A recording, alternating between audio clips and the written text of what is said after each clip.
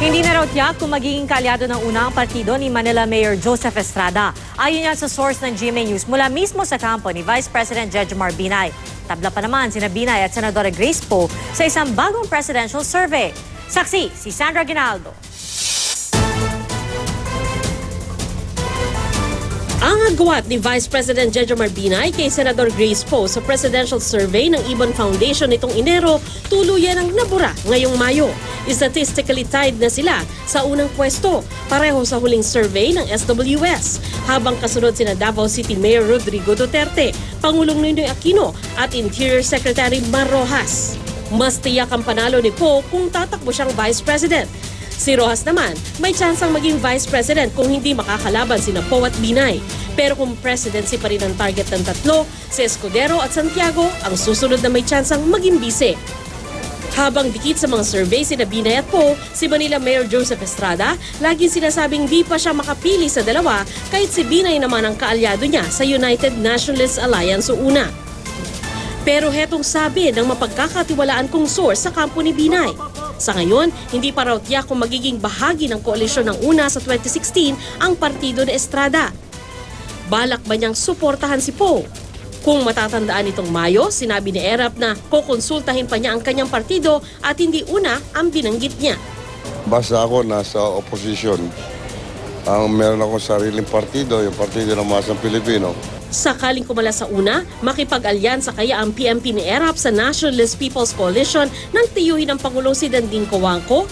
Bukod kasi sa naging magkatandem sila sa NPC noong 1992 presidential elections, sinabi na rin ng ilang taga-NPC na posibleng suportahan ito sa 2016 si Poe na inaanak ni Erap. Katunayan, ayon sa aming sources, kabilang ang NPC at PMP sa inaasam na makasama sa koalisyong magdadala kay Poe. Kasama rin ang Partido Demokratikong Pilipino ni Senador Coco Pimentel at Nationalista Party ni dating Senador Manny Villar. Patuloy pa raw ang kanilang pag-uusap.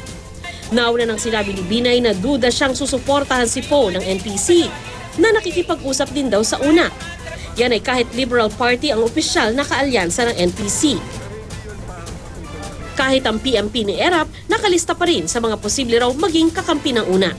Kabilang din sa listahan ang Partido Lakas ni Pangulong Gloria Macapagal Arroyo.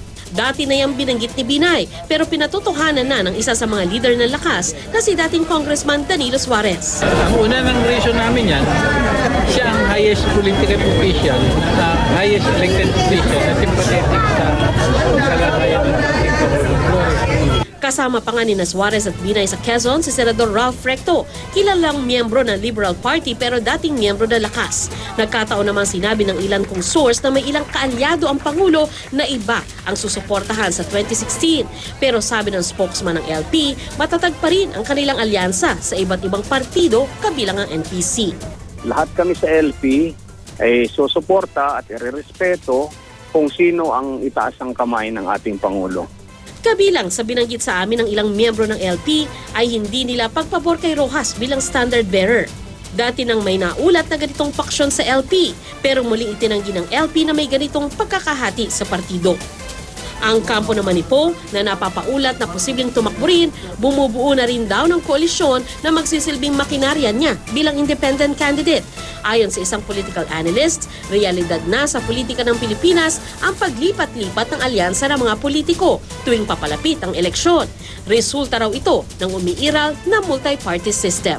Wala namang talagang wala naman talagang totoong political party system. No? Ang meron tayo ay yung party system ng mga politiko, ng mga traditional politicians. Para magkaroon talaga ng isang tunay na political party system, dapat maisabotas na itong anti-dynasty bill.